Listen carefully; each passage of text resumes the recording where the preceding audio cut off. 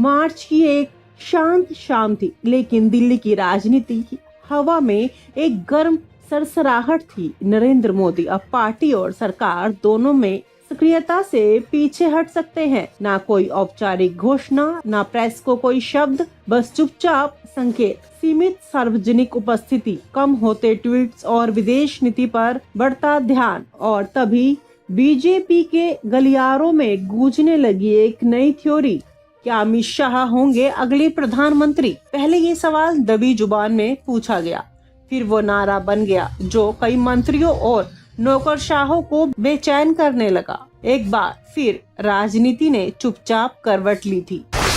एक छाया जो सब पर भारी, अमित शाह का उभार। अमित शाह का कद अब पार्टी अध्यक्ष या गृह मंत्री से कहीं ऊपर उठ चुका है। वो रणनीति नहीं बनाते, वो राजनीति की दिशा तय करते हैं। उनकी सबसे बड़ी ताकत ये है कि उन्हें किसी चीज का प्रदर्शन करने की जरूरत नहीं, परिणाम खुद बोलते हैं। लेकिन उसी में उनकी कमजोरी भी छिपी है।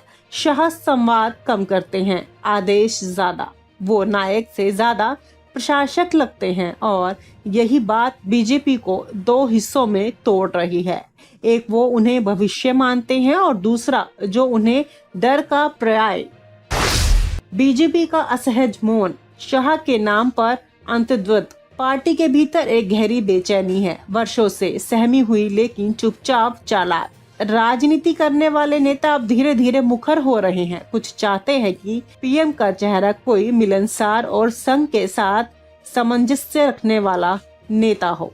शाह इस फ्रेम में फिट नहीं बैठते। उनका वर्चस्वपूर्ण रवैया, कैडर से ऊपर बैठकर काम करने की शैली और शक्ति केंद्र को दो लोगों तक सीमित करने की आदत, इन सब ने बीजेपी को अंदर से नर्वस कर दिया है। पार्टी के बुजुर्ग नेता और नए उभरते चेहरे दोनों ही एक कमांडिंग नहीं, कनेक्टिंग नेता की तलाश में हैं। कॉर्पोरेट सेक्टर की दोहरे वाली बेचैनी। मोदी के साथ कॉर्पोरेट जगत को एक भरोसा था, स्थिरता, ग्लोबल कनेक्शन और पॉलिसी कंसिस्टेंसी। लेकिन अमित शाह को लेकर राय बटी हुई है। कुछ बड़े कारोबारी उन्हें डिसीजन मशीन मानते हैं, जो एक बार बोल दे तो बस सब सेट। लेकिन दूसरी तरफ एक बड़ा तबका उन्हें अनुमान ना लगाया जा सकने वाला नेता मानता है, जो एक्सेस नहीं देता और केवल अपने दायरे में काम करता है। उन्हें डर है कि शाह का युग शुरू होने पर संवाद कम होगा और नियंत्रण ज्यादा। उद्योगपति संवाद चाहते हैं, शाह आदेश देते हैं। ये अंतर बहुत बड़ा है। छवि की सीमा, कड़े प्रशासक या जन नेता। अमित शाह की छवि लोगों में डर का एक आभास पैदा करती है। वो वाणी में मोदी जैसी भावुकता नहीं रखते, चेहरे पर सहमति की मुस्कान नहीं रखते और विपक्ष के प्रति भाषा में रियासत की गुंजाइश नहीं रखते। जहां मोदी जनता के लिए आशा का प्रतीक है, वहीं शाह आदेश का। लोग मोदी के भाषण सुनते हैं, तालियां बजाते हैं, शाह के भाषण नोट करते हैं, लेकिन जुड़ाव नहीं बनाते। यही वजह है 2029 में लड़ाई अगर शाह के नेतृत्व में लड़ी गई तो पार्टी को एक नए प्रेजेंटेशन मॉडल की जरूरत नहीं होगी। तो वही कैंडर जो आज शाह के डर से जुड़ा है, कल थकान से छूट सकता है। विपक्ष की मुस्कान और चुनौती। शाह का नाम सुनते ही विपक्ष के चेहरे पर हल्की मुस्कान आई। मोदी नहीं तो मुकाबला आसान। लेकिन यह मुस्कान जल्द ही रणनीतिक माथापच्ची में बदल गई। विपक्ष जानता है कि अमित शाह मंच पर नहीं, मैनेजमेंट में जीतते हैं। विपक्षी दलों के थिंक टैंक अब सिर्फ मुद्दों से नहीं, बूथ लेवल नेटवर्क और डेटा एनालिसिस से लड़ाई की तैयारी करते हैं। ममता बनर्जी से लेकर तेजस्वी यादव तक सबको यह समझ है कि शाह संवाद से नहीं, सिस्टम से लड़ते हैं और इसी कारण उन्हें हराना उतना ही मुश्किल है जितना उन्हें जनता से जोड़ना। संघ की चुप्पी, सहमति या संकोच। आरएसएस जो अब तक बीजेपी के हर बड़े फैसले में भूमिका निभाता रहा, शाह के सवाल पर अजीब सी चुप्पी ओढ़े हुए हैं। ना समर्थक, ना विरोध, ना तो नागपुर से कोई सटीक संदेश आया, ना ही शाह की तरफ से कोई सीधा संवाद स्थापित किया गया। यह चुप्पी संकेत देती है कि संघ ना तो शाह को अपना मानता है और ना ही उन्हें रोकने की स्थिति में। कई समय सेवकों का मानना है कि शाह में संघ धर्मी अनुशासन नहीं है बल्कि प्रशासनिक आग्रह है, यानी पार्टी का चेहरा बदल जाएगा लेकिन उनकी आत्मा को लेकर सवाल बने रहेंगे। जनता का मूड, मोदी से मुंह, शाह से संशय।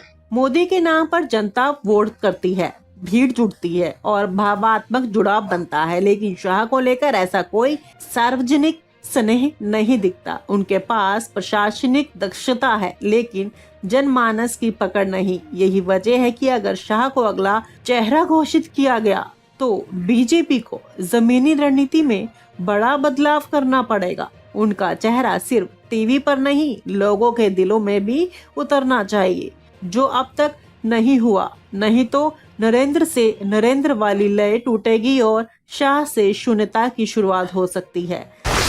संगठन का भय और आत्मरक्षा की रणनीति। बीजेपी के कुछ नेता खुलकर बोलने लगे हैं, लेकिन पर्दे के पीछे अगर अमित शाह प्रधानमंत्री बनते हैं तो क्या ये सिर्फ हस्ताक्षर करने के लिए रह जाएंगे? ये सवाल कई सांसदों, विधायकों और प्रदेश अध्यक्षों की जुबान पर है। शाह की शैली केंद्र नियंत्रण संगठन की है। इसमें राज्य नेताओं की स्वतंत्रता, क्षेत्रीय पहचान और संवाद गुंजाइश कम होती है।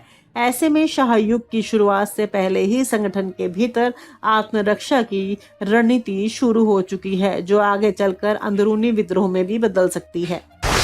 विपक्ष की मुस्कान और चुनौती। शाह का नाम सुनते ही विपक्ष के चेहरे पर हल्की मुस्कान आई।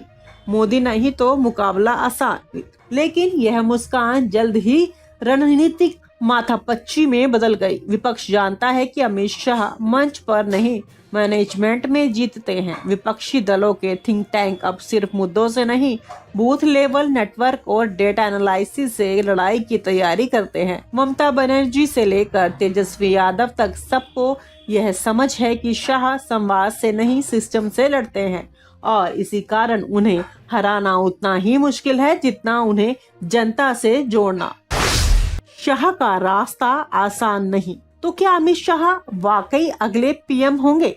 जवाब आसान नहीं है। उनका कौशल, अनुभव और सत्ता तंत्र पर पकड़ उन्हें उपयुक्त बनाती है, लेकिन उनकी छवि, संवादहीनता और डर का आभास उन्हें सीमित भी करती है। पार्टी के भीतर बेचैनी है, कॉर्पोरेट में संशय है और जनता में दूरी है। अगर बीजेपी उन्हें अगला चेहरा बनाती है तो उन्हें एक नए जनसंपर्क युग की शुरुआत करनी होगी, नहीं तो शाह का आना संगठन का सन्नाटा बन सकता है। और अगर नहीं बनते तो सवाल यही रहेगा, फिर कौन?